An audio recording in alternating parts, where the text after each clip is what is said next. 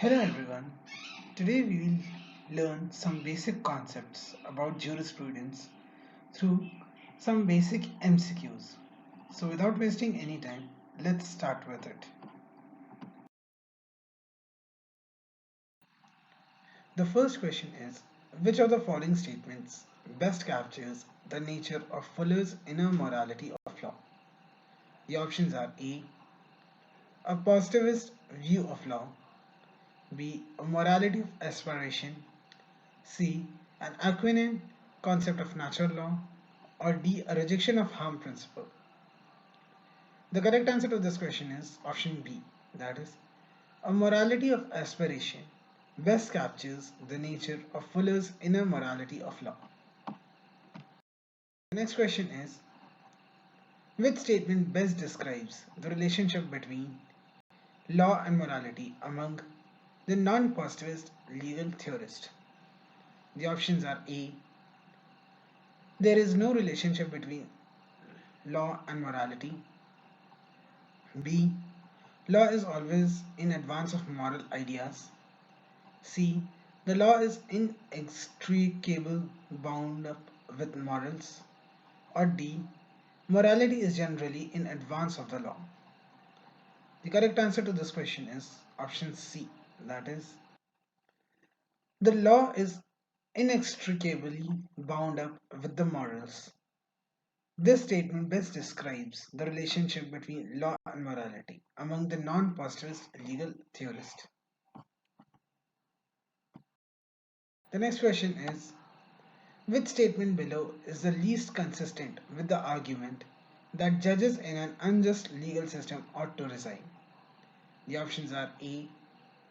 That judges are under a duty to act justly. B. That since they also probe up the unjust system, lawyers should also resign. C. If a moral judge resigns, he or she may be replaced by a less moral judge. Or D. That judges do not make the law, hence they cannot be held responsible for applying unjust legislation. The correct answer to this question is option B. That is, since they also prop up the unjust system, the lawyers should also resign. This statement is least consistent with the argument that judges in an unjust legal system ought to resign.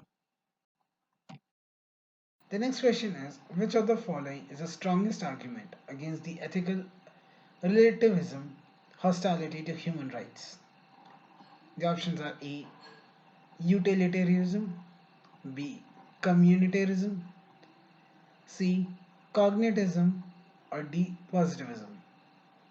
The correct answer to this question is option D, that is, positivism is the strongest argument against the ethical relativism hostility to human rights. The next question is, jurisprudence is a scientific synthesis of essential principles of law. This principle was laid and said by whom? The options are A. Holland, B. Pound, C. C.K. Allen, or D. Hearing. The correct answer to this question is option C, that is, C.K. Allen said that jurisprudence is a scientific synthesis of essential principles of law. The next question is, which of the following writers have divided jurisprudence into particular jurisprudence and general jurisprudence? The options are A. John Austin, B. Jeremy Bentham, C. Holland, or D. Salmond. The correct answer to this question is option A, that is, Jeremy Bentham divided jurisprudence into particular jurisprudence and general jurisprudence. The next question is, who said jurisprudence is the eye of law? The options are A. Maine, B. Savini, C. Pound, or D. Lasky. The correct answer to this question is option D, that is, Lasky said that the jurisprudence is the eye of law. The next question is, in the Dark Ages, natural law was given a new interpretation by which of the following jurist? The options are A. Saint Augustine, B. Thomas Aquinas, C. Paul, or D. Ulpian. The correct answer to this question is option E, that is Saint Augustine gave a new interpretation of natural law in the Dark Ages. The next question is, who propounded the concept of Grundraum? The options are A. Roscoe Pound, B. Hans Kelsen, C. John Austin, or D. H.L.A. Hart.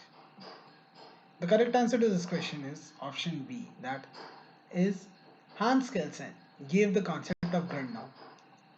He said that every norm takes its efficacy from a superior norm, and the most superior norm is the Grundnorm, through which all the norms gets its authenticity and authority.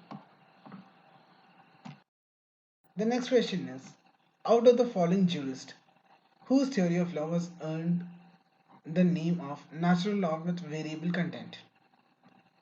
The options are A. Saint Thomas Aquinas, B. John Locke, C. R. Stammler, or D. J. Rawls.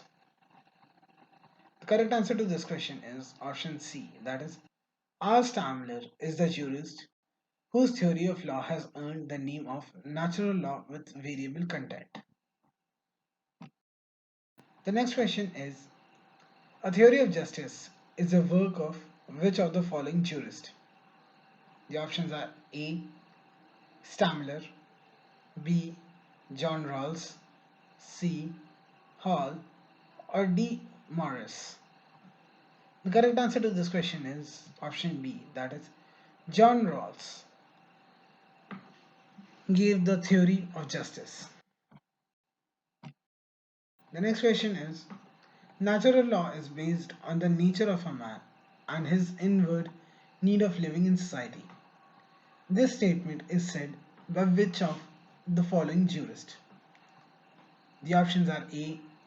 Hugo Grotius B. Hobbes, C. Locke, or D. Rousseau. The correct answer to this question is option B, that is Hobbes said. Hobbes is a jurist who said that natural law is based on the nature of a man and his inward need of living in a society. The next question is, which one of the following schools gave birth to the concept of human right? The options are A. Historical School, B. Natural School, C. Realist School, or D. Sociological School. The correct answer to this question is option B, that is Natural Law School gave birth to the concept of human rights.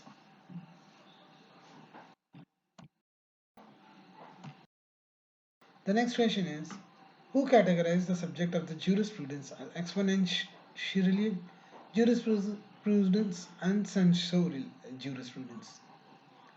The options are A. Holland, B. Bentham, C. Kelsen, or D. Paton. The correct answer to this question is option B, that is Jeremy Bentham was a jurist who categorized the subject of jurisprudence as exponential jurisprudence and censorial jurisprudence. The last question is, who amongst the following said that a right with me is a child of law? A natural law is a son that never had a father. The options are A. Jeremy Valdon, B. Jeremy Bentham, C. Salmond, or D. Patron. The correct answer to this question is option B, that is Jeremy Bentham was a jurist who said that right with me is a child of law and a natural law is a son that never had a father. Thank you for hearing the session and the presentation with such a concentration, and I hope that you learnt something from this presentation. Thank you.